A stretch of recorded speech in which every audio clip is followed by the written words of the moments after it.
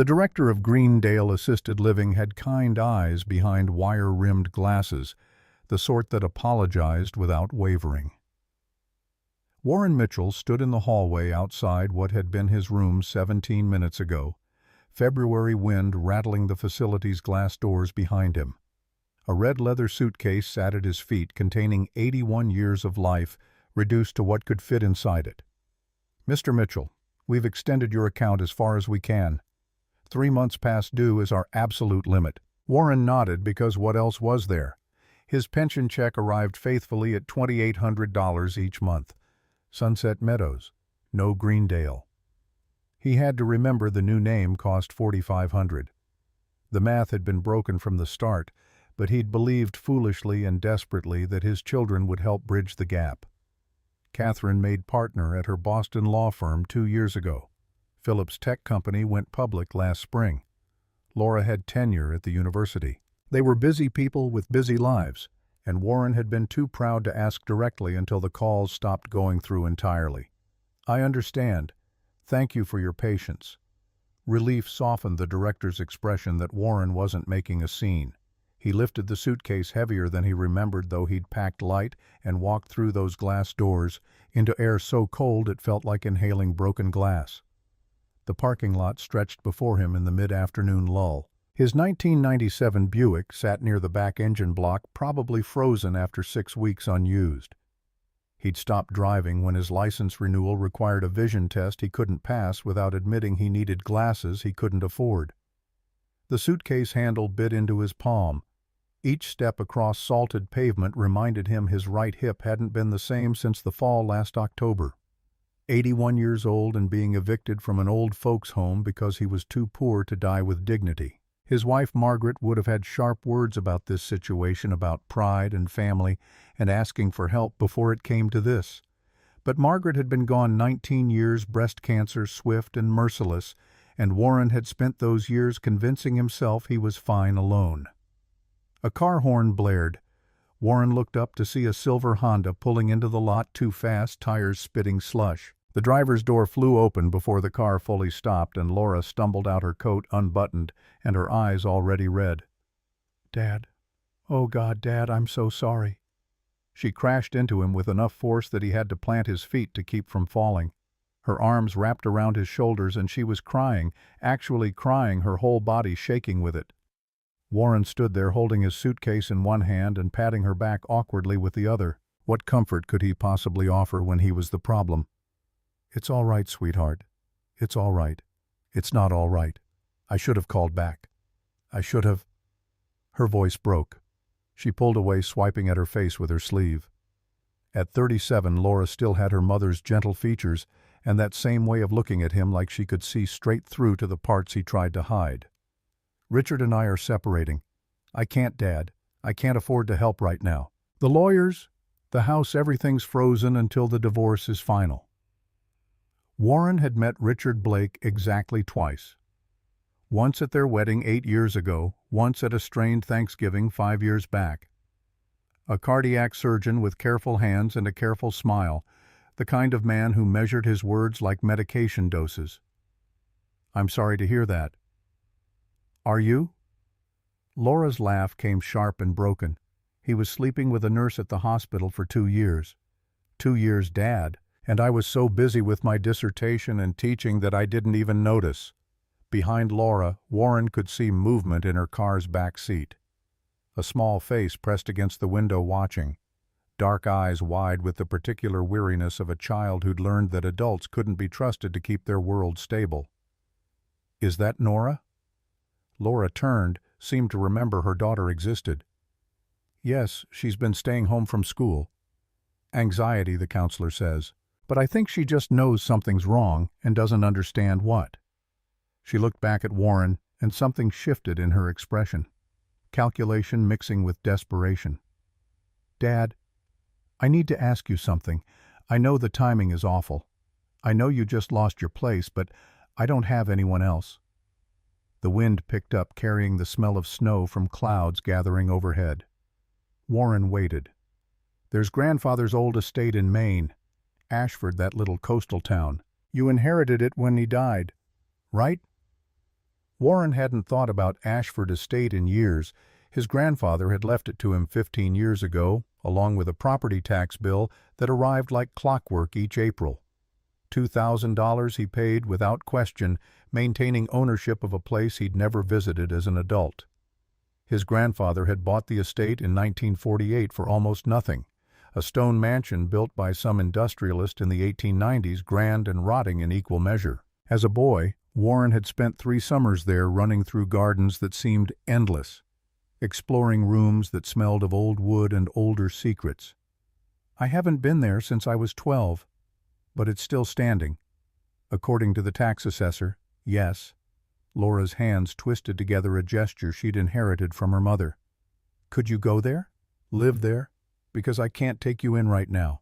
Not with the divorce and Nora and everything falling apart. But if you had somewhere to go? Somewhere that's yours?"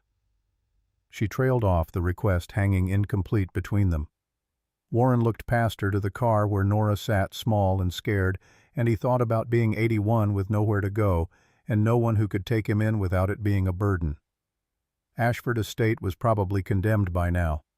50 years of neglect could reduce even stone and steel to ruin, but it was shelter, and shelter was more than he had 5 minutes ago. "I'll go." Relief flooded Laura's face so completely that Warren realized how terrified she'd been that he'd refuse. "Thank you. Thank you, Dad. I'll help you pack your car. We can, Laura." He stopped her with a hand on her arm. "Can Nora come with me?" The relief vanished, replaced by confusion. "What?" "Just for a few weeks while you sort things with Richard. The drive up to Maine, getting the place livable. She could help keep an old man company. Dad, you just lost your housing. You're about to live in an abandoned mansion." "I can't." "Where else can she go?" Laura opened her mouth to argue, then closed it. Her gaze drifted back to the Honda, where Nora sat perfectly still the way children do when they're trying to be invisible. "She has nightmares. Wakes up crying almost every night. I'll take care of her. You're 81, I'm aware." They stood there in the parking lot while snow began to fall in small, mean flakes. Warren could see Laura doing the math in her head: childcare costs versus court dates, her daughter's well-being versus her own survival. It was an impossible equation with no good answer. "Just until I get things sorted. A month, maybe 6 weeks. However long you need." Laura walked back to her car, opened the rear door, and crouched down to speak with Nora. Warren couldn't hear the words, but he watched his granddaughter's face cycle through confusion, fear, and something that might have been hope. After a moment, Nora nodded. She climbed out, clutching a purple backpack to her chest like armor, and Laura guided her over to stand in front of Warren. "Nora, you remember Grandpa Warren?" The girl looked up at him. 10 years old, rail-thin, with her mother's dark hair cut short and practical. She'd been 6 the last time Warren had seen her Laura's wedding, where Nora had been a flower girl in a white dress, scattering petals with solemn concentration. 4 years was a long time in a child's life, long enough to forget, or to remember only the vague shape of a person rather than the person themselves. "Hi, Grandpa." Her voice was so small, so carefully controlled. Warren knelt down, ignoring the complaint from his hip until they were eye level. "Hi, Nora. Your mom says you might want to come on an adventure with me. We're going to fix up an old house. It's probably a mess, definitely cold, and there's a lot of work to do, but I could use a partner, someone smart and brave. Think you're up for it?" Nora looked at her mother, then back at Warren. "Is it scary? The house?" "Probably a little. Old houses usually are, but we'll be scared together, which makes it easier." She considered this with the seriousness of someone 3 times her age. "Can I bring Mr. Patches?" She held up the backpack, and Warren could see a stuffed rabbit's ear poking out of the top. "Mr. Patches is absolutely invited." "Okay, then." And just like that, Warren Mitchell had a traveling companion for a journey he hadn't planned to take. Laura helped transfer Nora's things: 3 garbage bags of clothes, a box of books, a tablet with a cracked screen into the Buick's trunk. She wrote down her cell number, her lawyer's number, and the number for Nora's counselor, pressing the paper into Warren's hand like a talisman. Then she hugged her daughter for a long time, whispering things Warren couldn't hear, and drove away with tears streaming down her face. Nora stood next to the Buick, watching her mother's car disappear around the corner. She didn't cry. She just held Mr. Patches tighter and waited. Well then, let's see if this old beast still starts. The Buick turned over on the third tri-engine, coughing blue smoke into the February air. Warren let it warm up while Nora climbed into the back seat and buckled herself in without being asked. He adjusted the rearview mirror and caught her reflection. Small face, careful eyes, hands folded in her lap. A child learning too young that the world was unreliable. "You ever been to Maine?" "No, sir. It's cold, colder than here. The ocean's there, though. And pine trees. Lots of pine trees." "Okay." Warren pulled out of the Greendale parking lot for the last time and pointed the Buick north. The drive would take about 6 hours if the weather held 8 if it didn't.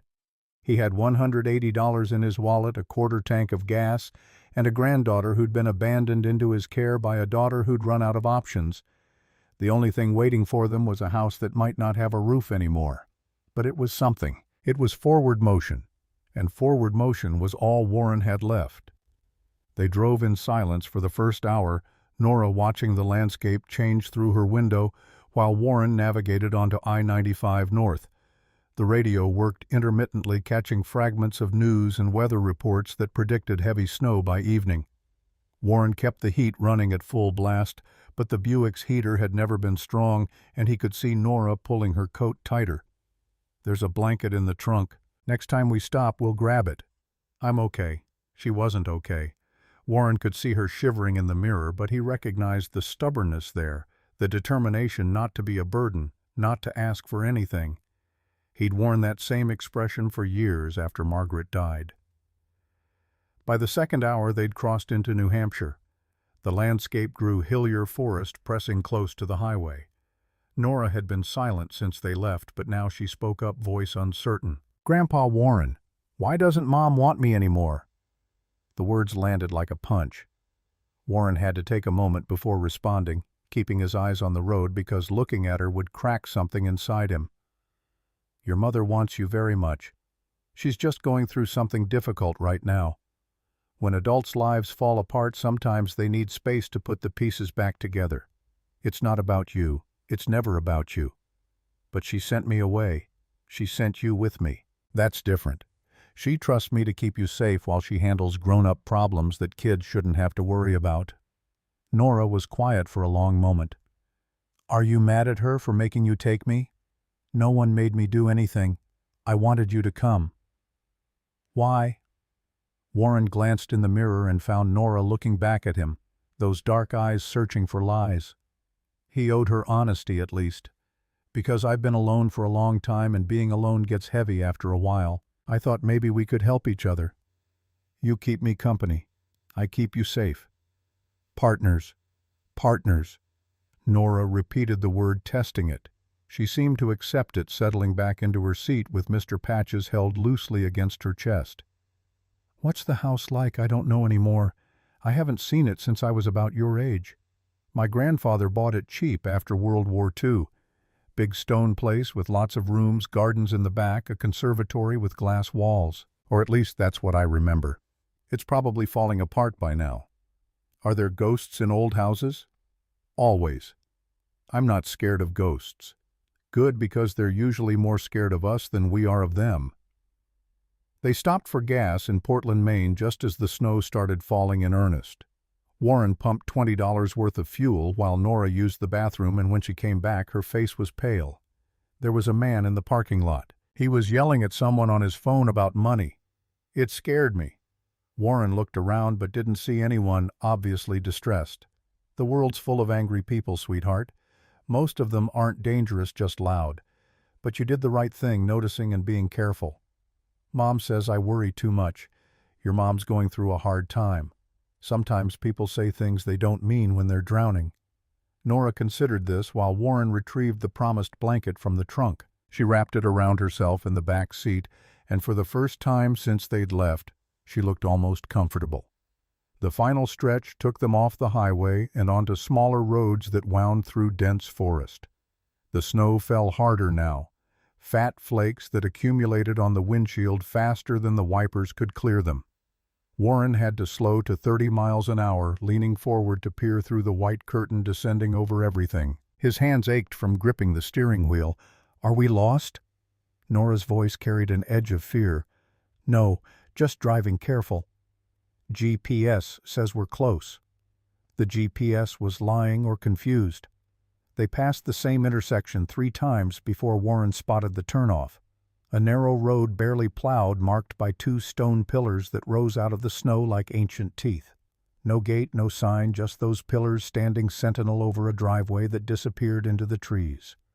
This is it. Warren turned the Buick onto the property, feeling the tires crunch over ice and frozen gravel. The driveway wound for half a mile through bare trees that pressed close enough to scrape the car's sides. Snow had drifted across the road in places, and twice Warren had to back up and take another angle to push through.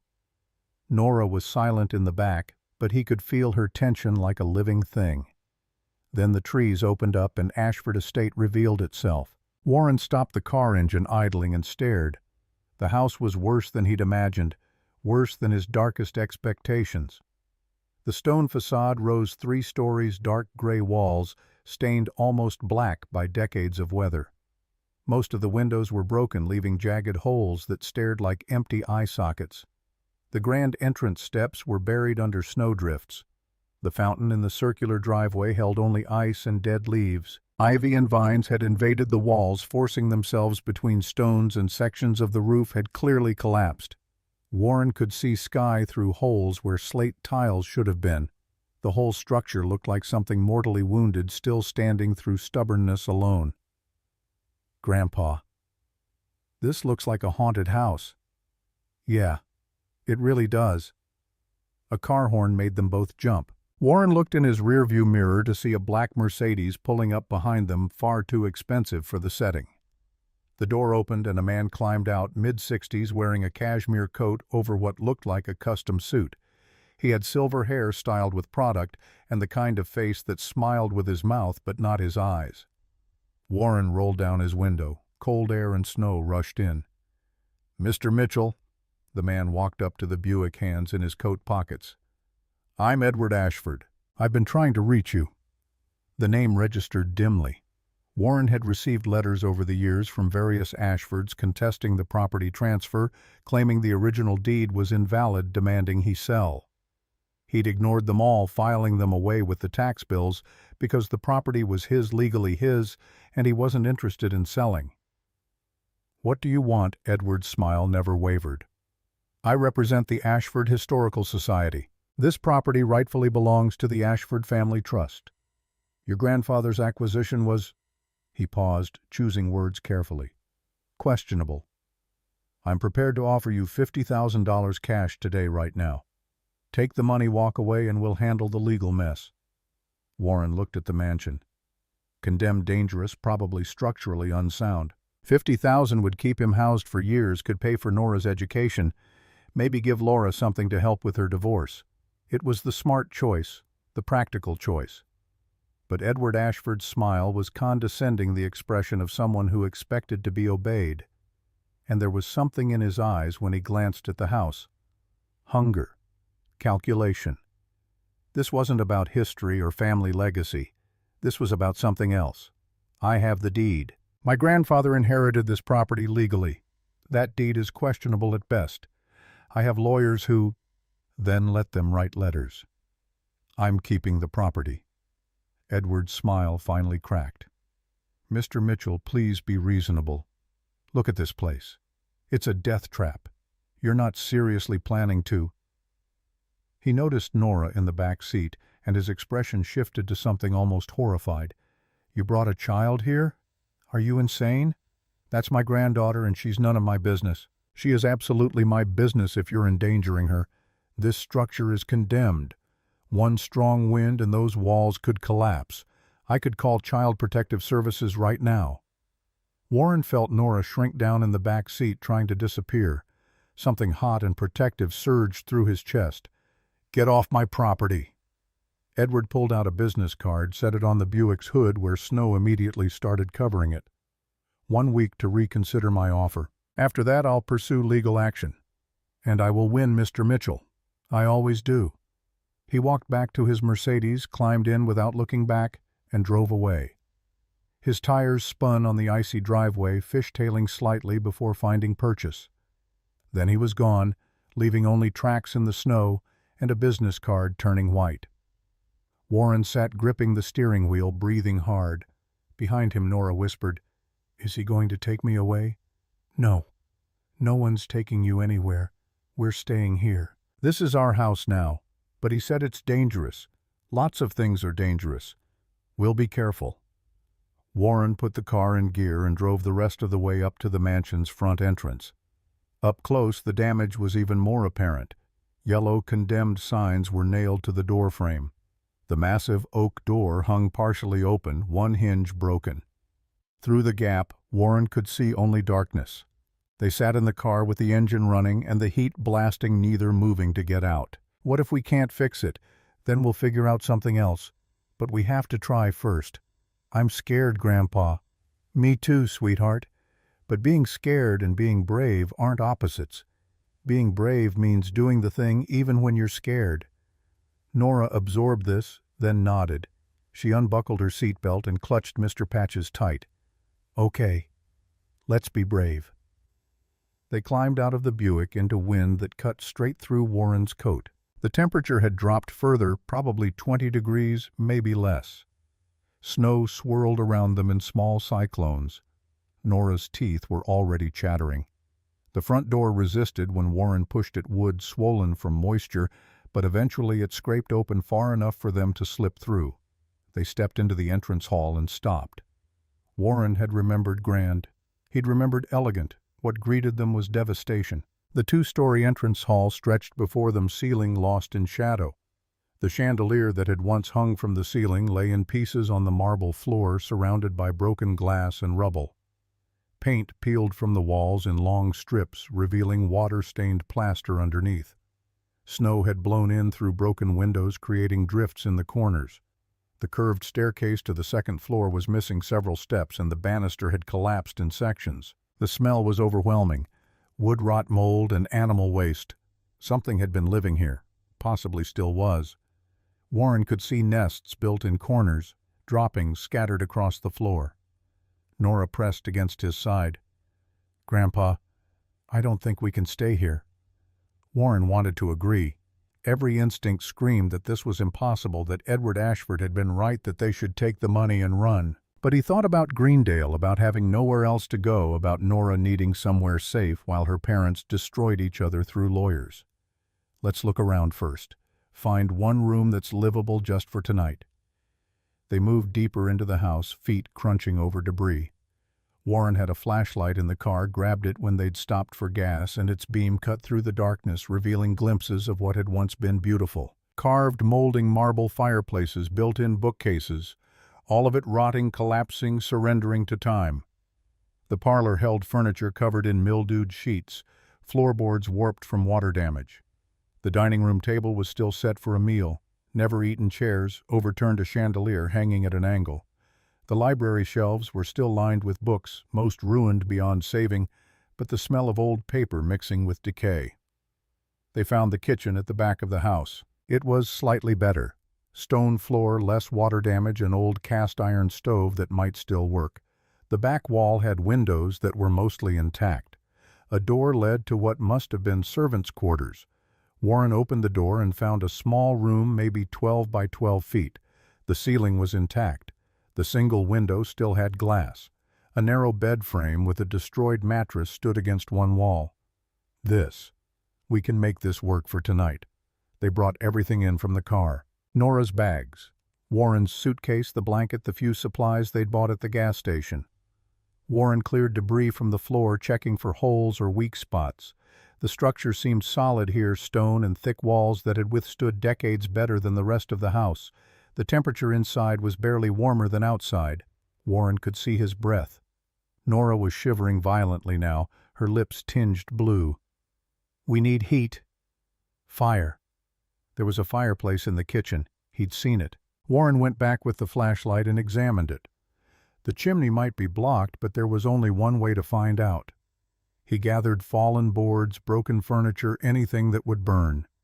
Nora helped carrying smaller pieces, her hands already red from cold. They built a fire in the kitchen fireplace, and Warren used the last of his lighter fluid to get it started. The wood was damp and fought against burning, but eventually flames caught and spread. Smoke rose. Most of it went up the chimney. Some of it didn't. They'd have to live with it. Warren dragged the bed frame into the kitchen, positioning it near the fire. He laid out their sleeping bags on top of it, made a nest of blankets. Nora climbed in fully clothed, including her coat, and burrowed down with Mr. Patches. Is it going to be like this every night? Warren sat on the edge of the bed frame. No, we'll fix things, make it warmer, safer. But tonight we just survive. I'm hungry. They'd eaten nothing since morning. Warren checked their supplies. 2 granola bars, a bag of chips, 3 bottles of water. He split 1 granola bar with Nora, and they ate in silence while the fire crackled and popped. The chips he saved for tomorrow. Darkness came fast. Warren fed the fire, keeping it burning because if it went out, they'd freeze. The temperature in the kitchen rose slightly from lethal to merely miserable. Nora curled into a ball in her sleeping bag, and Warren lay next to her, both of them shivering despite the layers. "Grandpa, tell me a story." "What kind of story?" "One with a happy ending." Warren thought about that, about how happy endings felt distant right now, theoretical.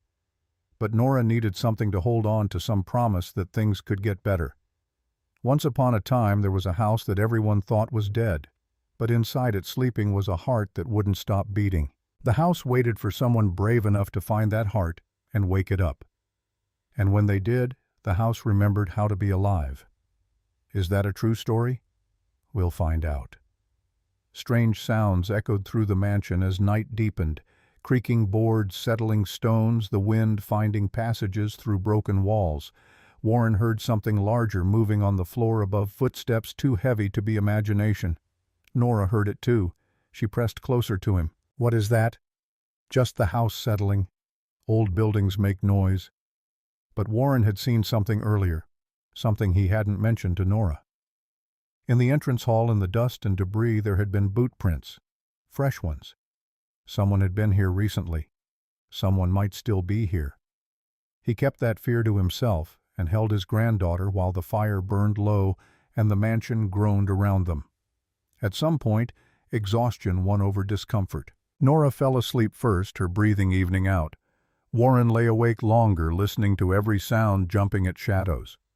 Tomorrow they'd explore more, find out what they were really dealing with, figure out if this was survivable or if Edward Ashford's offer was the only rational choice. But tonight, in a freezing servant's room in a dying mansion, Warren Mitchell and his granddaughter slept because there was nothing else they could do. Morning came with pale light filtering through dirty windows. Warren woke stiff and cold, every joint protesting. The fire had died to embers. His breath misted in the air. Beside him, Nora was still asleep, curled so tight she looked half her size. Warren climbed out of the sleeping bag, carefully trying not to wake her. His hips screamed as he stood. 81 years old and sleeping on a bed frame with only fabric between him and metal. Smart. He restarted the fire using the last of their burnable debris. The flames caught slowly, reluctant. While it built, Warren went to explore the kitchen properly in daylight. The cast-iron stove dominated one wall, massive, ancient, probably from the 1920s. He opened the front. Inside was surprisingly clean, just dust and old ashes. The gas line would need checking. Probably hadn't been used in 50 years. The sink was there, porcelain-stained brown, but intact. Warren turned the tap, not expecting anything. Water coughed out brown, then rust-colored, then finally running clear. He let it run while he searched cabinets. Most were empty or filled with mouse droppings. One held ancient canned goods, their labels faded to nothing. Another held cleaning supplies so old the bottles had started to corrode. But water ran. That was something. A sound made him turn. Nora stood in the kitchen doorway, wrapped in her blanket, watching him. Her hair stuck up at odd angles, and there were tear tracks dried on her cheeks. She'd cried during the night, and he hadn't woken. "Morning, sweetheart. I don't like it here." I know. Can we leave? Warren moved to kneel in front of her, ignoring his hip's protest. Where would we go? Nora didn't have an answer to that. She looked at the floor, at the walls, anywhere but at him.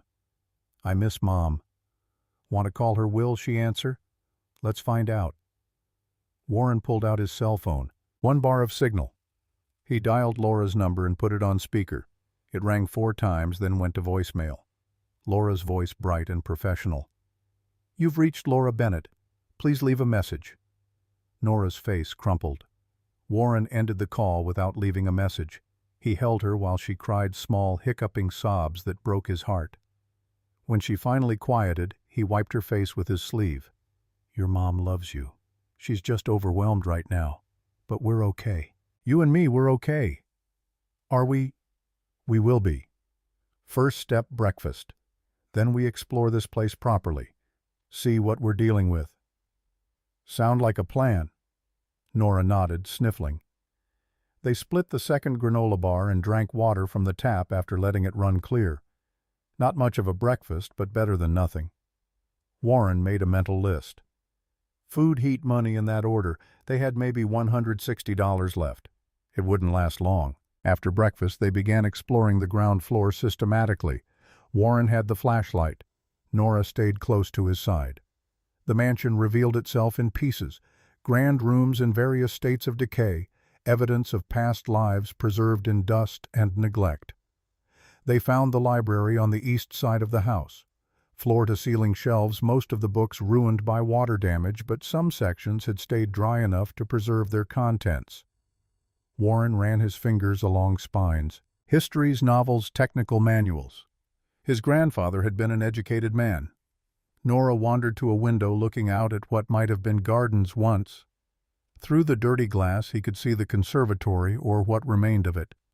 A glass structure attached to the back of the house, most of its panels shattered, the metal framework rusted and collapsing. Inside, the skeletal remains of plants that had frozen decades ago. That used to be a conservatory, a greenhouse for growing plants year-round. Can we fix it? That's a big job, sweetheart. Probably too big for just us. But maybe. Maybe. They continued exploring. The dining room with its frozen meal, the parlor with sheet-covered furniture, a music room with a piano that had collapsed in on itself, keys scattered across the floor like teeth. Every room told a story of abandonment, of people who'd left in a hurry and never came back. In the library, Warren noticed a desk pushed against the far wall, heavy mahogany carved with intricate details. He tried the drawers more out of curiosity than any real hope of finding something useful. Most opened easily enough, empty or containing rusted paper clips, old pens that had dried out decades ago. The bottom right drawer stuck. Warren pulled harder. Feeling something give way inside, the drawer scraped open with a shriek of wood against wood. Inside, wrapped in oilcloth that had protected it from the worst of the moisture, was a bundle of papers. Warren lifted them carefully. The oilcloth crinkled as he unwrapped it. Inside were letters, thick cream stationery, yellowed with age but still legible. The top envelope was addressed to Mrs. Eleanor Ashford at this address. The return address was overseas military postal codes from World War II. What is it? Letters. Old letters. Warren opened the first envelope carefully. The paper was brittle but intact. My dearest Eleanor, it began. France is not what we expected. I cannot tell you where exactly, but know that I am well and thinking of you always. Warren read through several letters while Nora watched. A story emerged. Charles and Eleanor Ashford had lived here. They'd had 2 sons. When the war came, both had enlisted. The letters were from Charles writing to his wife from the front, full of love and longing and the careful optimism of someone trying to keep darkness at bay. Then a letter dated November 1944, its tone different. My darling, I received word today that I cannot bring myself to write. Robert was killed in Belgium 3 weeks ago. I only learned of it now. Warren stopped reading aloud. Nora was looking at him with wide eyes. Someone died a long time ago. During the war. That's sad. Yes, it is. Warren rewrapped the letters carefully and placed them back in the drawer. A family had lived here, loved here, lost here. Eleanor and Charles Ashford, their son Robert killed at 19 in a war fought an ocean away. History pressed down on him the weight of other people's grief mixing with his own. Nora had moved to explore on her own, running her hand along the bookshelves. Suddenly she stopped, pushing against one section of shelf. "Grandpa, this moves." Warren went over. The shelf she'd found did move. Not much, but enough to notice. He pushed harder, and a section of the bookshelf swung inward on hidden hinges, revealing a gap. Behind it was darkness. "What is it? I don't know." Warren shined his flashlight into the gap. Stone steps led down, disappearing into black. A basement or cellar hidden behind the library wall, not marked on any map, not visible from anywhere obvious. Secret. Should we go down? Warren wanted to say no. Every horror movie started this way, people going into dark places they shouldn't. But they were living in this house now, however temporarily. He needed to know what was down there. "Stay behind me." They descended carefully. The stone steps were narrow and steep, worn smooth by centuries of feet. The air grew colder as they went down, and Warren's flashlight beam bounced off stone walls that pressed close. After 20 steps, they reached the bottom. The basement was small, maybe 15 by 20 feet. Stone walls, stone floor, stone ceiling. Wine racks lined one wall, mostly empty except for a few broken bottles. But in the corner, partially hidden behind the racks, Warren saw something else. A wooden box about 2 feet square, metal corners, and a rusted latch. He crossed to it, knelt down despite his hip's protest. The wood was old but solid, preserved by the dry cool of the basement. No lock, just a latch that resisted, then gave way. Inside, yellowed papers rolled and tied with string. A metal key tarnished green with age. A photograph of a woman standing by a fountain smiling at the camera, and a letter addressed to whom it may concern. Warren unrolled the papers. They crinkled in his hands, threatening to tear. The top sheet was a hand-drawn map of Ashford Estate showing all 3 floors, and marked on it in 6 different locations were X marks. Warren's heart began beating faster. "What is it?" Nora crowded close, looking over his shoulder. "A treasure map. Like in stories. Like in stories." Warren opened the letter carefully. The handwriting was spidery, uncertain. "To whoever finds this, my husband believed this house held secrets worth protecting. He died before he could show me. If you're reading this, perhaps you're meant to find what he couldn't. Trust no one from the Ashford family. They only want what's hidden." Eleanor Ashford, 1967. Trust no one from the Ashford family. Edward Ashford had known. That's why he'd been so eager to buy the property. Why he'd offered $50,000 on the spot. Not for historical preservation, for whatever was hidden in this house. Warren looked at the map at the 6 X marks scattered across the 3 floors. His hands were shaking. Nora noticed. "Grandpa, are you okay?" "Yeah, sweetheart, I'm okay." He met her eyes. "How do you feel about a treasure hunt?" "Really?" Nora's face lit up for the first time since they'd arrived. "Really. According to this map, there are 6 hidden things in this house. 6 secrets. And we're going to find them." For the first time, Warren felt something other than despair. Purpose. Direction. This house wasn't just a shelter anymore. It was a mystery, and solving it might be the key to everything. They climbed back up from the basement with the map and Eleanor's letter clutched in Warren's hand. In the library's dusty light, he studied the document more carefully. The X marks were labeled with small numbers 1 through 6. The first X marked the master bedroom on the 2nd floor. "We start there tomorrow. Tonight we need supplies. Food, warmer clothes, tools." Which means a trip to town. "Is there a town? GPS says there's something called Millbrook about 5 miles from here. Let's see if they have a hardware store." They locked up the library. Warren felt oddly protective of those letters and the map, and returned to the kitchen to gather what little they had. The drive to Millbrook took 20 minutes on roads barely plowed. The town appeared gradually a cluster of buildings huddled together against the February cold. Main Street stretched maybe half a mile long, lined with shops that looked like they'd been there since the 1950s. A diner, a post office, a grocery store, and Warren felt a surge of relief, a hardware store. Harper's Hardware was narrow and crowded shelves stacked to the ceiling with tools and supplies. A bell jangled when they entered, bringing a wave of warm air and the smell of machine oil. Behind the counter, a woman looked up from paperwork. 70 if she was a day, with steel-gray hair pulled back and sharp eyes that took in everything about Warren and Nora in one glance. "Help you," Warren approached the counter. "I need cleaning supplies, heaters if you have them, work gloves, basic tools." The woman set down her pen. "You're the fool living at Ashford Estate." News traveled fast. Warren managed a thin smile. "Warren Mitchell. And yes, I guess I am. Evelyn Harper." She didn't offer her hand. Her gaze moved to Nora, who was trying to make herself small. "And you brought a child into that death trap." "That's my granddaughter. We're managing." Managing Evelyn made it sound like the most ridiculous thing she'd ever heard. "That place has been empty for 20 years. The roof's half gone. No heat, no power. You planning to freeze to death or just wait for it to collapse on you?" "I'm planning to fix it." "You and what army? You got money for contractors, materials, permits?" "I have $160.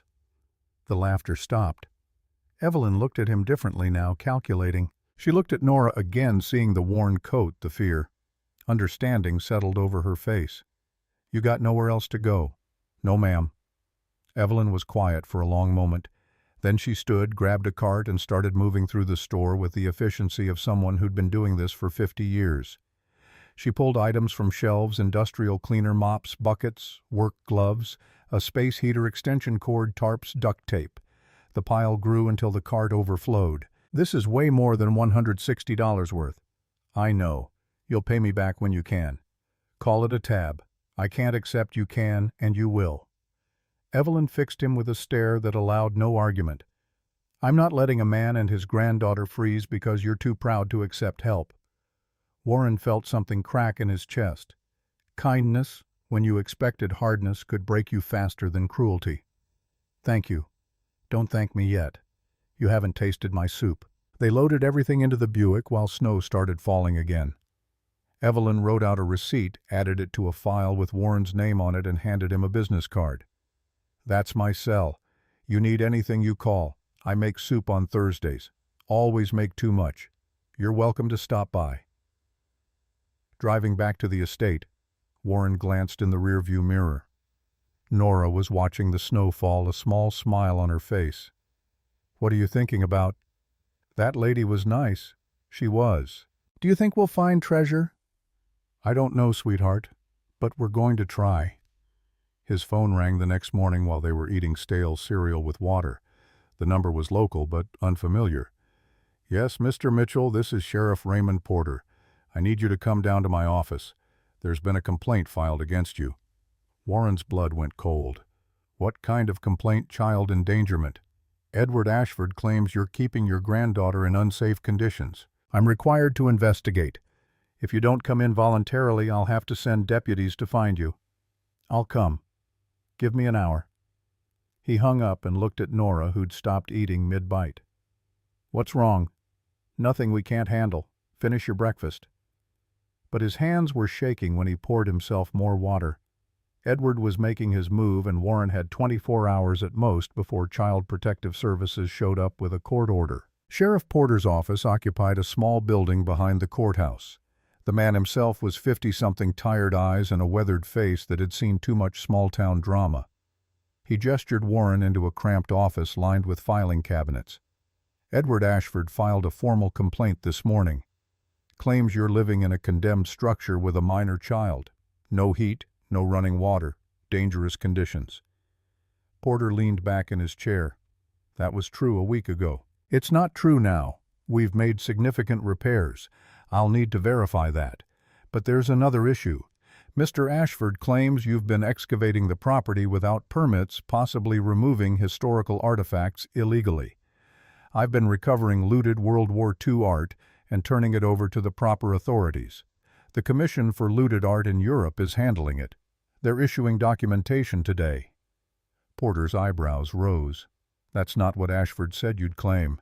Because Ashford wants the property for himself. He's been trying to buy it for years. Now that I found something valuable, he's using the legal system to steal it. That's a serious accusation. It's the truth, and I can prove it. The commission will verify everything. Porter studied Warren for a long moment. You know what I see? I see an old man who inherited a property he couldn't maintain, who brought a child into a dangerous situation, who's in over his head. But you're not wrong about Edward Ashford. He's tried to push through development projects before bent some rules made problems for people who got in his way. He pulled out a form. I'm required to inspect the property. If I find it's genuinely unsafe for a minor, I'll have to place her in temporary custody until conditions improve. That's not personal. That's the law. When tomorrow morning? 9 a.m. Be there with documentation from this commission. Proof the repairs are real, and we'll see where we stand. Warren called the one person who might be able to help. He'd found a business card tucked under his windshield wiper 2 days ago with a simple note, "If you need work done, call me, Grant Thornton." The handwriting had been blocky but careful. Grant answered on the second ring. "Thornton, this is Warren Mitchell, from Ashford Estate. Evelyn Harper said you might be able to help with repairs. Pause on the line. She called me last night. Said you were living there with your granddaughter. Said you might need help. I can't afford to pay you. I'm not asking for money. I'm asking for work. Why would you work for free? Because I need a reason to get up in the morning. Because my daughter hasn't called in 2 years. Because fixing something broken might help me figure out how to fix myself." The honesty in Grant's voice cut through Warren's defenses. "I have an inspection tomorrow at 9. If we don't pass, they take my granddaughter. I'll be there in an hour." Grant Thornton arrived in a rust-colored pickup truck loaded with tools. He was early 60s, weathered hands and careful eyes, the build of someone who'd spent a lifetime doing physical labor. He walked through the kitchen and servants' quarters without speaking, taking mental inventory, then turned to Warren. "We work through the night, make this space look habitable, safe. The kitchen's already good. We focus on that. Show them one safe room is enough." They worked until midnight. Grant brought in more heaters, checked smoke detectors, secured loose floorboards. Warren cleaned while Nora handed them tools following Grant's patient instructions. By the time they finished, the space looked genuinely livable. Not luxurious, but safe. Warren collapsed on the bed frame, exhausted beyond measure. His phone buzzed. Text from Laura. "Called Nora like I promised. She sounds scared. What's happening?" Too tired to explain. He texted back, "Long story. She's safe. Call her again tomorrow. She needs to hear your voice." But Warren knew the truth. Laura couldn't take Nora back. The divorce would drag on for months, maybe a year. If CPS took Nora now, she'd disappear into the foster system, and Warren would have failed the one person who needed him most. Grant shook him awake before dawn. "We need to find that second ex, now, before the inspection." Warren's brain struggled to catch up. "Why, if you find something valuable, it gives you leverage. Proves this place matters, that you're not just squatting in a ruin. Ashford wants whatever's hidden here. Beat him to it." They left Nora sleeping and made their way to the conservatory with flashlights and the map. The structure was worse in daylight, a skeleton of rusted metal and broken glass. Snow had drifted through gaps, covering everything in white. According to Eleanor's map, the second X marked a spot in the northwest corner where the conservatory attached to the main house. Grant kicked at the snow, revealing cracked concrete beneath. "This section's different color. Newer. Someone poured concrete here after the main floor was done." He retrieved a sledgehammer from his truck. Warren stepped back as Grant swung the heavy tool against the concrete. The sound rang out like gunshots in the cold morning air. Chips flew, cracks spread. 20 minutes of brutal labor, and Grant had broken through to reveal something underneath. Metal. Got something. Warren knelt beside the hole. Through the broken concrete he could see the corner of a trunk. German military green stenciled markings barely visible through rust and grime. They worked together to free it, prying with crowbars until the trunk lifted clear of its concrete prison. The padlock had corroded through.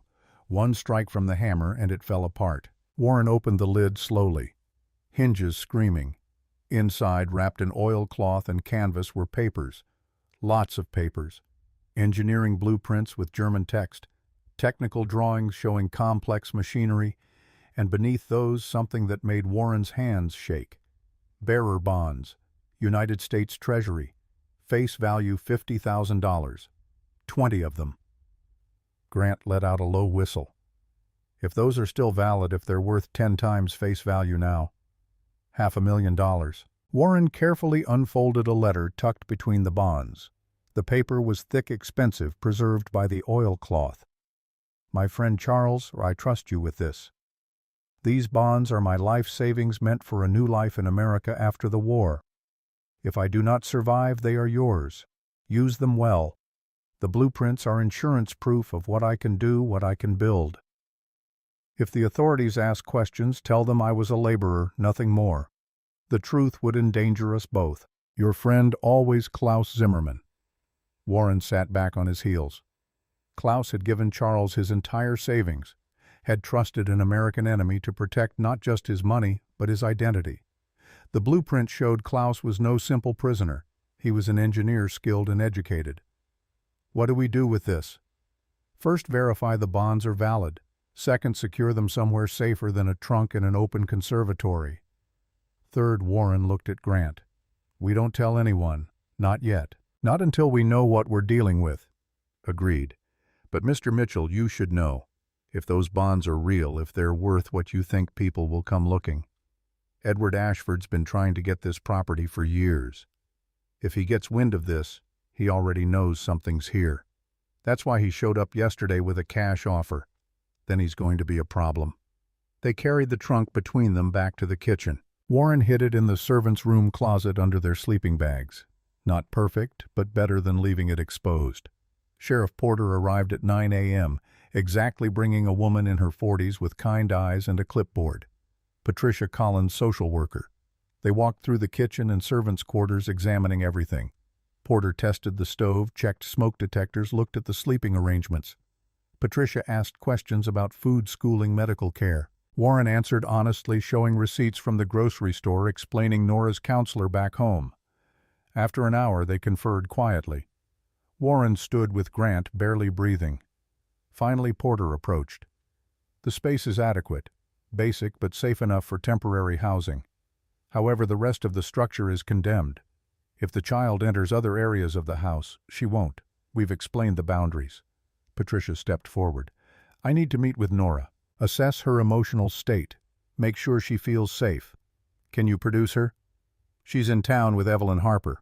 I can have her back here this afternoon. That's acceptable. I'll return at 2 p.m. If everything checks out, temporary custody remains with you. But, Mr. Mitchell, her voice softened, this isn't a permanent solution. You need to formalize guardianship, get proper documentation. If your daughter's situation is as complicated as you say, that could take months. You need a lawyer. Warren sagged against the counter after they left. Grant gripped his shoulder. You bought more time. That's all we can do right now. Warren's phone buzzed. Text from an unknown number. This is Preston Whitmore, art dealer in Portland. Evelyn Harper gave me your name. Said you might have something I should see. Call me. Hope flickered. Warren dialed immediately. The afternoon inspection with Nora went better than expected. Patricia spoke with her privately for 20 minutes while Warren paced outside. When they emerged, Patricia's expression was neutral but not hostile. Temporary custody remains with you. But Mr. Mitchell, get a lawyer. Start the guardianship paperwork. This situation can't stay temporary forever. After they left, Warren made a decision. He called Preston Whitmore back and arranged a meeting for the next morning. They had one small painting from the hidden room. They'd found it while searching the music room on the first floor, tucked behind a loose panel. Warren didn't know if it was valuable, but it was their best shot at getting real money fast. That night, Warren and Grant decided they had to move the trunk. If Edward came back, and he would, they needed it somewhere less obvious.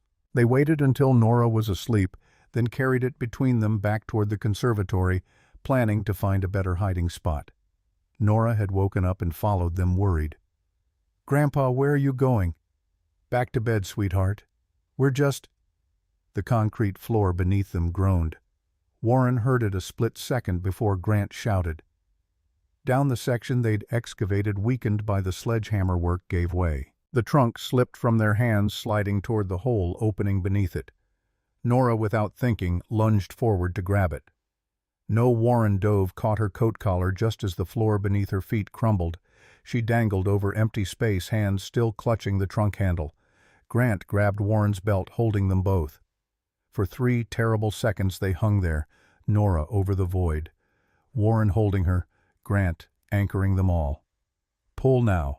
They heaved backward. Nora came up sobbing, knees scraping concrete. The floor section gave way completely with a thunderous crash, collapsing into the basement 15 feet below. A 6-foot hole gaped where they'd been standing, edges jagged and unstable. Warren held Nora while she cried, checking her over frantically. Her knees were bleeding, but nothing serious. Grant retrieved the trunk from where it teetered at the hole's edge, pulling it to safety. I'm sorry, I just didn't want the bonds to fall." Nora's voice broke. "It's okay. You're safe. That's all that matters." But Warren's hands were shaking. 2 seconds slower and he would have lost her. Edward's voice cut through from the conservatory entrance. "This is why I told the sheriff this place is deadly dangerous." Warren turned to see Edward Ashford standing with 2 men, the same ones from before. Edward's expensive shoes crunched on broken glass as he approached. "You just nearly killed your granddaughter. CPS will have a field day with this." Warren stood, positioning himself between Edward and Nora. "Get off my property. I'm preventing a crime. You've been excavating this property, removing what may be historical artifacts." One of Edward's companions pulled out a phone and started photographing the trunk, the hole, everything. Warren realized with sinking dread that he couldn't hide what they'd found anymore. Edward had seen it all. "Tell me what you found and we can negotiate a finder's fee. 10% of whatever's recovered. Nothing here belongs to you." Edward's smile cracked like ice. "This property has always been Ashford property. Your grandfather's claim was built on fraudulent documents. I have lawyers ready to prove it." Grant stepped forward. "Get out of here." Edward's gaze shifted to Grant, recognition flickering. "Grant Thornton. I remember you. You worked here in the 90s for my Aunt Eleanor. Tell me, did she mention where Charles hid his treasures?" Eleanor was dying and confused. "She didn't mention anything." "Liar." Edward signaled his men. "Search the house. Start with the obvious hiding places." Warren raised his hand. "You set 1 foot past this hall, I call the police." "Go ahead. Call them. I'm sure they'll be very interested in what you're doing here. Breaking and entering, possibly theft of historical artifacts, endangering a minor." The mention of Nora made Warren's chest tighten with rage and fear. "I own this property legally now, but my lawyers have already filed motions. Give it a week, maybe 2, and a judge will rule in my favor. Then everything you found, everything you hid, becomes mine." Edward's eyes gleamed with something ugly. "I've waited my entire life for this. Uncle Charles promised my father there was a fortune hidden here.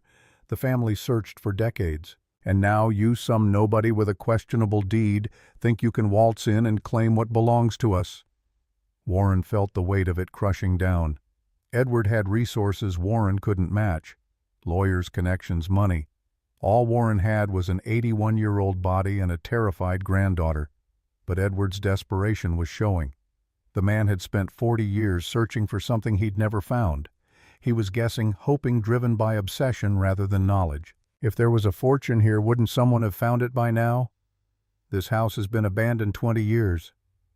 Edward's jaw tightened. "Because no one knew where to look. But you found something. I can see it in your eyes. You found Charles's map, didn't you? Or his journals?" Warren kept his face neutral. "I found letters. Old correspondence. Nothing valuable." "Then you won't mind if we search." "I mind very much. And unless you have a warrant, you're leaving now." Edward's mask slipped, revealing fury beneath. "You're making a mistake. I offered you a way out. $50,000. Then 100. I was trying to be generous, but you're forcing my hand." The threat in his voice was unmistakable now. "I have lawyers who will tie you up in court for years. I have connections with every city official and judge in this county. I have resources you can't imagine." His voice dropped lower. "And I have friends who can make problems disappear. Old men have accidents. Children get placed into foster care when their guardians prove unfit. Houses burn down." Warren felt Grant tense beside him. Behind them, Nora whimpered, "Are you threatening my granddaughter?" "I'm stating facts. This is a dangerous structure. Anything could happen." Edward turned toward the door. "We're leaving, but we'll be back with legal authority.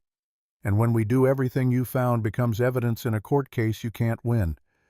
Think about that, Mr. Mitchell. Think about what matters more, your pride or that little girl's safety." They left. Warren stood frozen until he heard car doors slam and tires crunch away down the driveway. Then he moved, running to where Nora stood trembling. "Are they going to take me away?" Warren pulled her against him, held her tight. "No, I won't let them." But over her head he met Grant's eyes. The older man's face was grim. "He means it. Edward doesn't make empty threats. If he says he'll use the courts, he will. If he says he'll have this place condemned, he will. Then what do? We need to verify those bonds immediately, get them authenticated and liquidated. With money, you can hire real lawyers. Fight him properly. How long does authentication take for World War II bearer bonds? Could be weeks, maybe months if there are complications. Weeks they didn't have. Edward would file his motions, get the property tied up in legal proceedings, possibly get Nora removed within days. They needed leverage faster than that. Preston Whitmore's gallery occupied a converted warehouse in Portland's Old Port District. The space reeked of money-exposed brick walls, track lighting focused on carefully curated pieces. Whitmore himself was 50-something in expensive jeans and cashmere, the kind of glasses that cost more than most people's monthly rent. Warren unwrapped the small painting they'd found. Whitmore went very still, then pulled out a magnifying loupe and leaned close. He examined the signature, the canvas, the frame. He took photos from multiple angles, consulted reference books, pulled up databases on his computer. 20 minutes passed in tense silence. Finally, Whitmore straightened. "This is Ferdinand Hodler. Swiss painter, died 1918. This particular piece was thought lost during World War II. It disappeared from a private collection in Vienna in 1938. He looked at Warren with new respect and caution. "Do you understand what you have here? Stolen art? Looted by the Nazis?" "Exactly. That's why I'm here. I need to authenticate it, return it to the rightful owners. There are protocols for this. The Commission for Looted Art in Europe handles restitution. They also pay finder's fees, typically 10% of appraised value. How much is it worth?" Hodler's work has sold at auction for anywhere from $500,000 to $2 million. This piece, given its provenance and condition, I'd estimate $1.2 million. Your finder's fee would be $120,000. Warren felt the world tilt. $120,000. Enough to hire lawyers, make the estate safe, fight Edward properly. "How long does the process take?" "I can contact the commission today. They'll want to verify provenance, examine the piece, trace ownership. Could be 3 to 6 months before you see payment." 3 to 6 months. Warren didn't have 3 weeks. Whitmore's expression softened. "There's another option. I can offer you an advance against the finder's fee. $25,000 right now in exchange for representation rights. When the commission pays out, I take my cut and you get the rest. It's not uncommon in these situations." "Why would you do that?" "Because if you have one hodler, you might have more looted art. I want to be your representative for all of it. This could be the find of the decade." They shook hands. Within an hour, Warren had a cashier's check for $25,000. Driving back to Millbrook, Warren glanced in the rearview mirror. Nora was asleep in the back seat, exhausted from the stress. Grant rode shotgun, quiet. Edward will be back tonight. Probably. Men like that don't wait. Warren knew he was right. That night he and Nora stayed at a cheap motel while Grant kept watch at the estate. At 2 a.m., Grant called. 2 men just broke in. "I'm handling it." The line went dead. Warren's heart hammered. He should go back, but he couldn't leave Nora alone. He sat in the dark motel room, staring at his phone, waiting. Grant called back 20 minutes later, breathing hard. "They're gone. Tried to search the place. I convinced them to leave. You okay?" "Been better. My lip's bleeding and I think I cracked a rib, but they got it worse. Professionals, though. Edward sent them." Warren's hands clenched into fists. This had to end. The next morning, Whitmore called with news. "I contacted the commission. They're sending someone immediately. Dr. Margaret Sterling. She'll be there this afternoon. This is good, Warren. It means they take your claim seriously." Dr. Sterling arrived at 3 p.m. in a rental car accompanied by a younger man carrying camera equipment. She was 60-something with severe gray hair and intelligent eyes that missed nothing. "Mr. Mitchell, I'm Dr. Margaret Sterling from the Commission for Looted Art in Europe. This is my assistant, Andrew Foster. Preston Whitmore says you've discovered a sealed room containing wartime art." "Yes. Built by a German POW engineer. Contains multiple paintings documents. I need to see the recovery site. Provenance for looted art requires documentation of discovery location conditions supporting materials." Warren hesitated. Showing her the hidden room meant revealing everything. The bonds, the project paperclip documents, all of it. But she was his best chance at establishing legitimacy before Edward made his next move. "There's a hidden room built during World War II. Everything's been preserved." Dr. Sterling's eyes lit with professional excitement. "A sealed room untouched since the war. May I see it?" "Yes, but I need something in return." Her expression cooled slightly. "The commission doesn't negotiate finder's fees. Those are set by established protocols. I'm not asking about fees. I'm asking for documentation. Official paperwork establishing me as the legal discoverer with rights to the property. There's a man trying to claim the estate through spurious legal challenges. I need protection. If the recovery is legitimate and documented properly, the commission can provide certification of discovery. That carries legal weight in most jurisdictions. But I can't make promises until I've examined the site." Warren led them to the hidden room. "Doctor." Sterling stepped through the false fireplace entrance and descended the stone stairs with the reverence of someone entering a cathedral. When she saw the room, she stopped. "This is extraordinary." She moved through the space like a curator in a museum, examining each piece without touching. She stopped before a large canvas showing a woman reading. "This is Monet from his early period. It was stolen from a Paris apartment in 1942. She turned to Warren. "Do you understand what you have here? This isn't treasure, Mr. Mitchell. This is stolen heritage belonging to families who were murdered or displaced. Each piece represents a theft, a loss, a piece of history torn away." Her voice carried weight emotion underneath the professional tone. "But you're giving these pieces a chance to go home, to be reunited with the families they were stolen from. That matters." Andrew Foster photographed everything, documenting each item's position and condition. Dr. Sterling examined the safe's contents, the bonds, the documents. When she saw the classified papers, she went still. "These are Operation Paperclip documents. Klaus Zimmermann must have been involved somehow. These need to go to the National Archives immediately. They're historically significant and potentially still classified." She looked at Warren.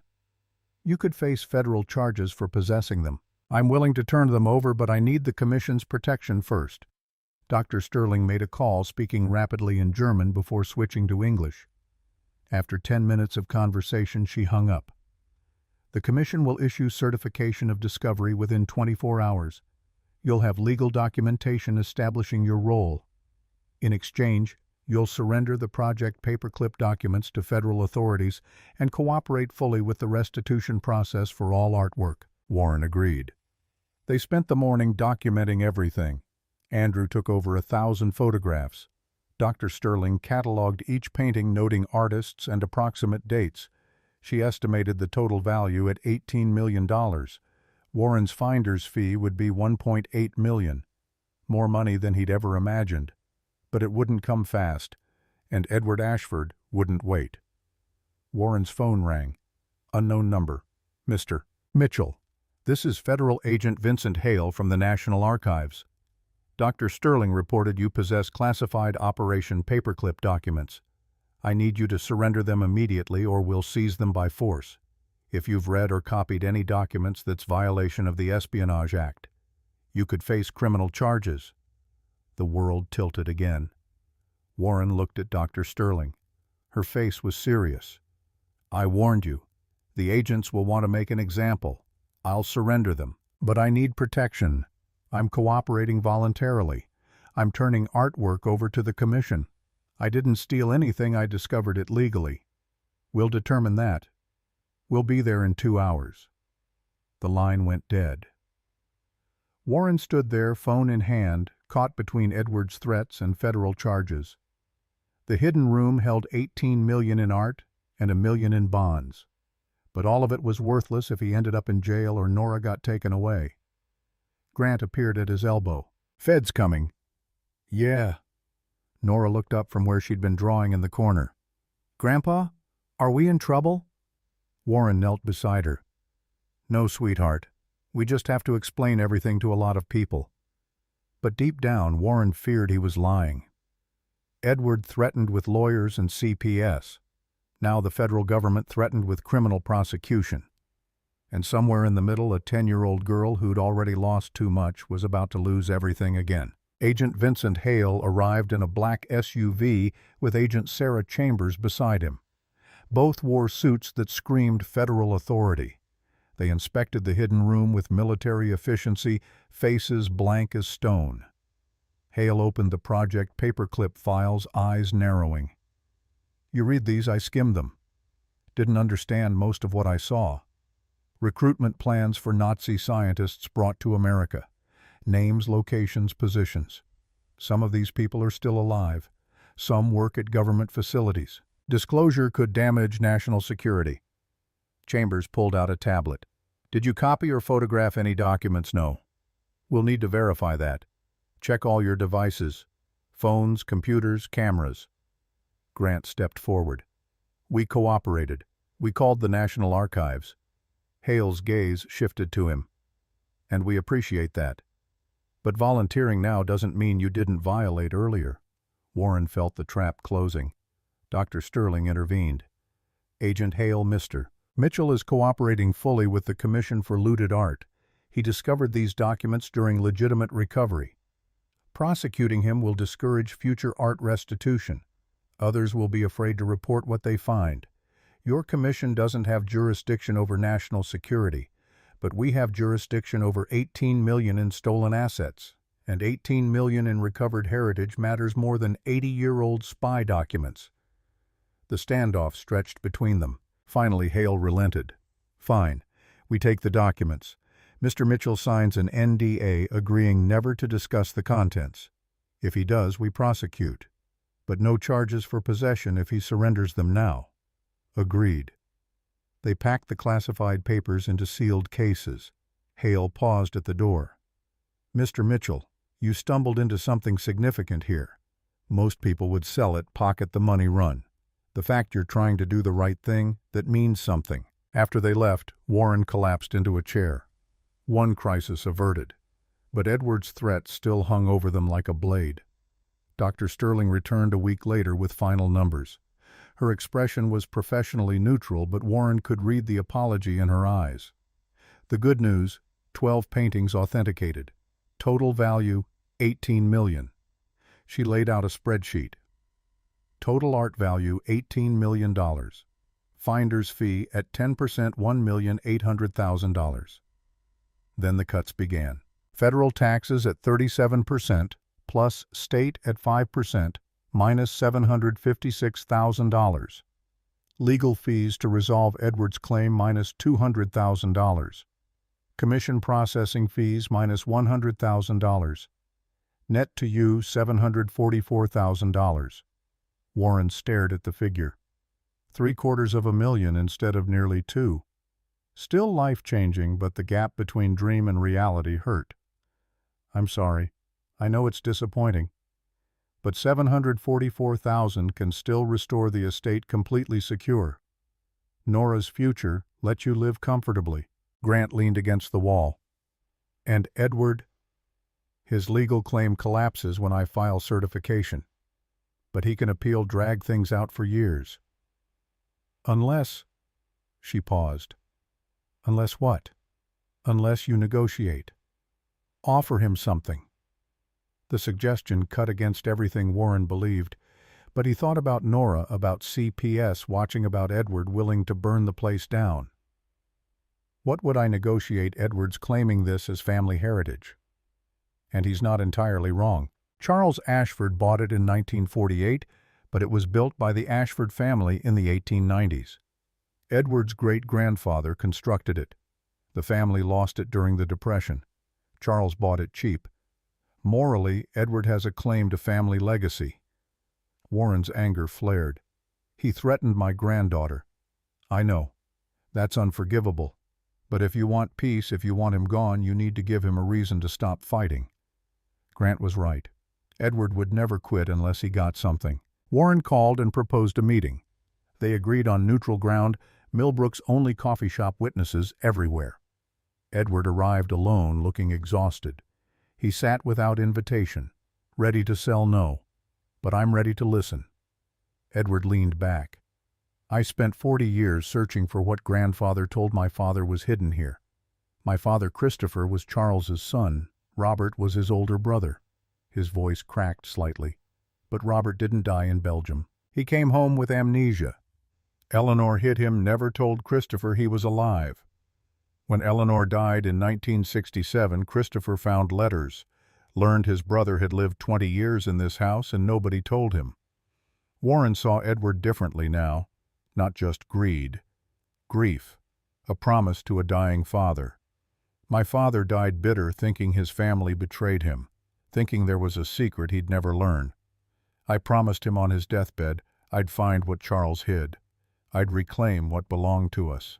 Klaus Zimmermann gave Charles those bonds and paintings. They weren't Ashford family treasure. They were a gift from a German prisoner. I don't care where they came from. They were found on my family's property. I have moral rights. Warren considered that. Maybe Edward wasn't entirely wrong. The estate had been built by his ancestors, lost through tragedy, bought by an outsider. Heritage meant something. I'll make you an offer. You drop all legal claims against the property. Stop threatening Nora. In exchange, I give you 20% of my finder's fee. That's $148,000. And we restore Christopher's name to the family history. We create a plaque in the entrance hall, the Ashford family, including Christopher and Robert. The true story, not what Eleanor hid. Edward stared. That's all money and a plaque. And peace. You stop fighting. We both get what we need. You get money and your family honor restored. I keep the estate and raise my granddaughter. Why, you're winning. Dr. Sterling, the National Archives. They're on your side. Because I've spent 6 months fighting and I'm tired. Because Nora needs stability, not endless war. And because Warren paused. You're not completely wrong. This is your family's legacy. Edward's eyes glistened. My father would hate this. He wanted everything. But my father's dead, and I'm exhausted fighting ghosts. They shook hands. The negotiation was sealed. 3 months passed. June arrived with warmth that finally drove winter from Maine's bones. Ashford Estate transformed. The kitchen gleamed fully functional. The entrance hall had been restored, chandelier replaced, marble polished. The library held new books alongside salvaged originals. Grant's masterpiece was the conservatory, rebuilt with fresh glass filled with plants from Evelyn's Garden Club donations. The second floor remained closed, work ongoing. The third floor stayed dangerous, untouched. Warren had invited 200 people for a garden party, townspeople who'd helped with restoration. Dr. Sterling and Preston Whitmore, Evelyn Grant and his daughter Rachel, who'd finally reconciled, Edward Ashford as a gesture of peace, and most importantly, Catherine, Philip, Laura, and Nora. Warren stood on the front steps looking down at gardens filled with people. Nearly 200 had come, but no Catherine, no Philip, no Laura. His throat tightened. He'd prepared words that now felt hollow. He pulled the bell rope. The sound rang across the valley. In that moment he saw 3 cars turning between the stone pillars. The bell rope slipped from his fingers. The first car stopped. Laura stepped out in a blue dress, looking more rested than she had in February. She turned and lifted someone from the back seat. Nora shrieked and ran toward the porch. Warren met her halfway, scooping her up despite his protesting hips. "You came?" "Of course I came. This is home." The second car opened. Catherine emerged, elegant in tailored pants, tears streaming down her face. "Dad." "Oh, Dad, what did you do to this place?" "Fixed it. Or tried to." The third car door opened. Philip climbed out, then reached back and lifted a small boy. 3 years old, dark hair, curious eyes. Warren froze. "Dad, this is Henry. Your great-grandson. I'm sorry I didn't tell you sooner. I'm sorry for so many things." Warren approached the boy. Henry watched him with solemn attention. "You're really old." Despite everything, Warren laughed. "I really am. Daddy says you built this whole house. I fixed it with lots of help." Henry held up his arms. Warren lifted him lighter than Nora, pure energy and warmth. Something broke open in his chest. His great-grandson.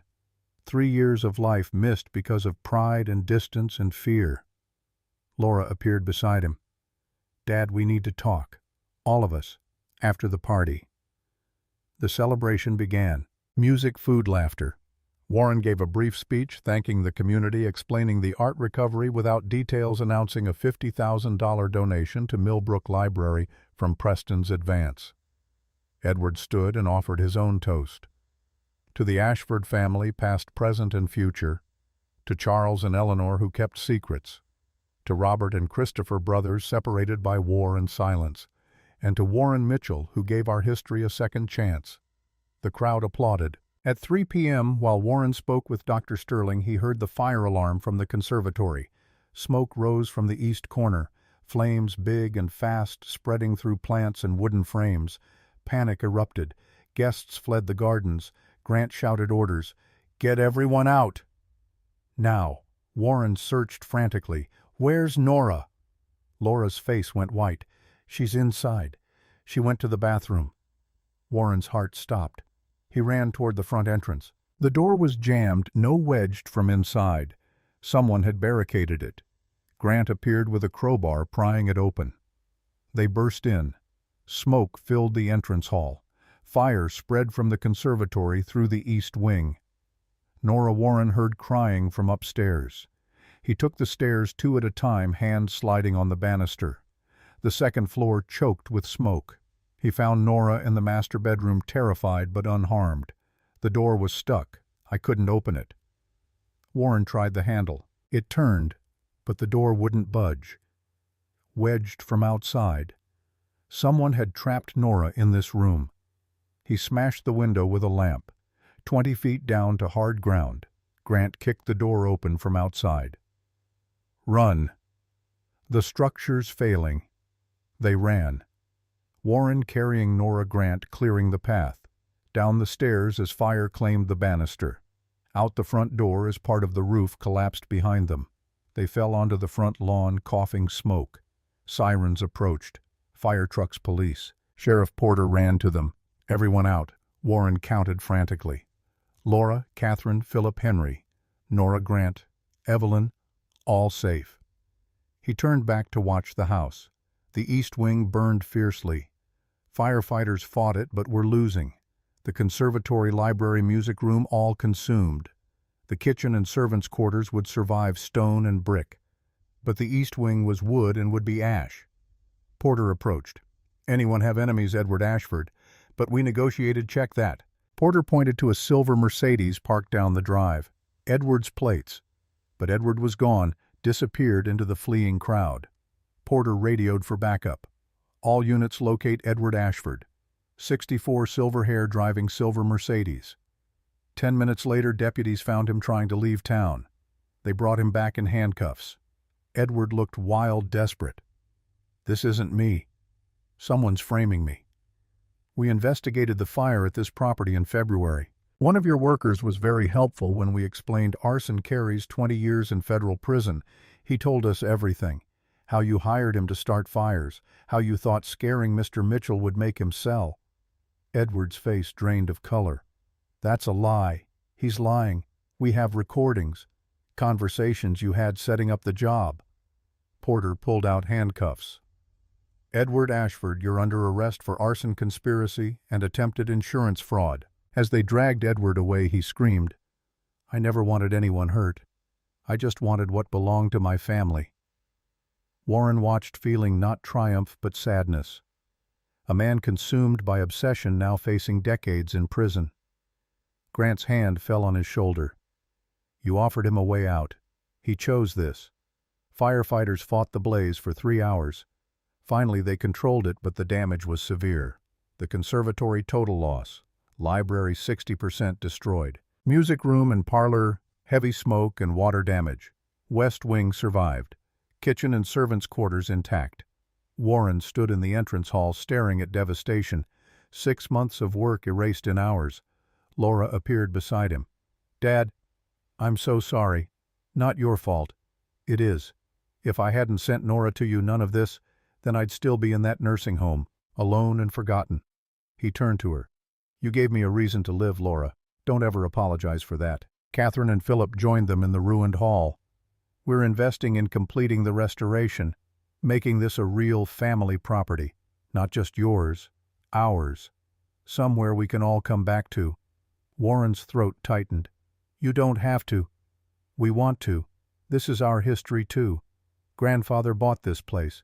Great-grandmother Eleanor lived here, and you gave it life again. Let us be part of that. They held each other while the fire smoldered and the sun dropped toward the horizon. An elderly man approached slowly with a cane, 90 years old, moving with careful dignity.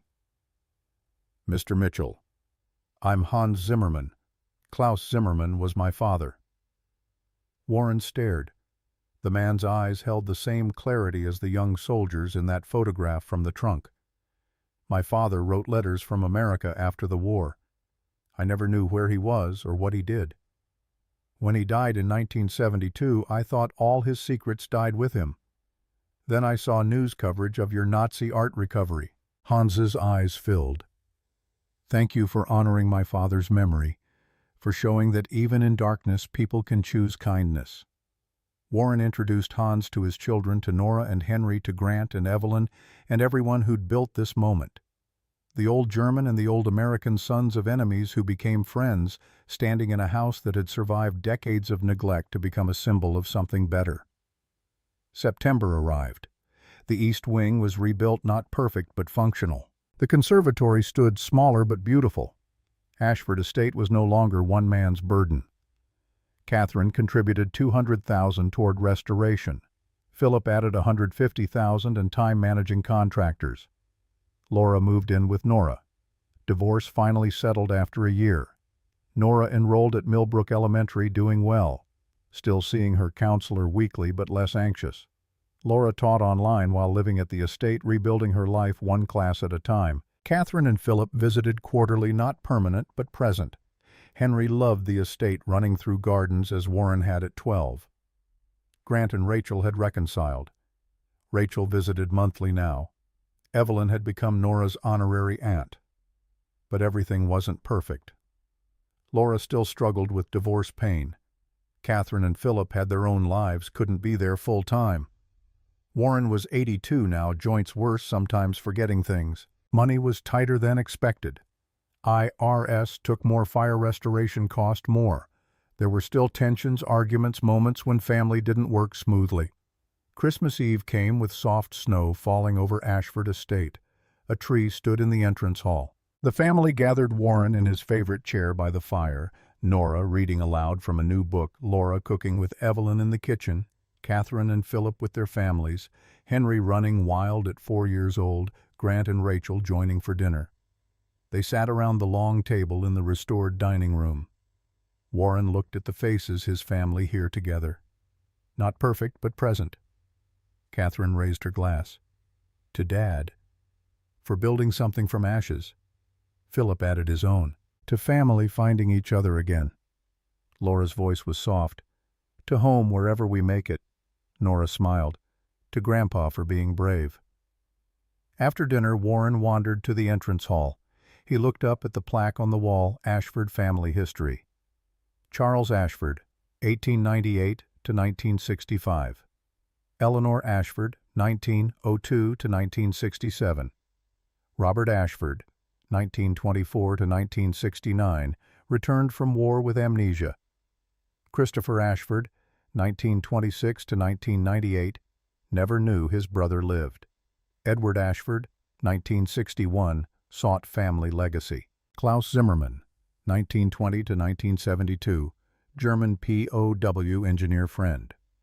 Below newly added Warren Mitchell, 1944, inherited the estate, restored its heart.